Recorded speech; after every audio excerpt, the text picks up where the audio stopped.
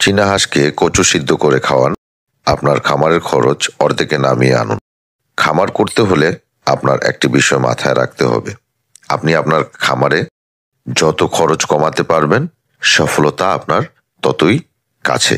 তাই খেয়াল রাখতে হবে আপনার খামারে কিভাবে আপনি ফ্রি খাদ্য খাবার দিয়ে খাবারের খরচ কমিয়ে আনবেন। তাই বলে এই নয় যে আপনি আপনার হাঁসকে খেতে দিবেন না। সম্পূর্ণ ভিডিও দেখতে লাইক দিয়ে পাশে থাকুন।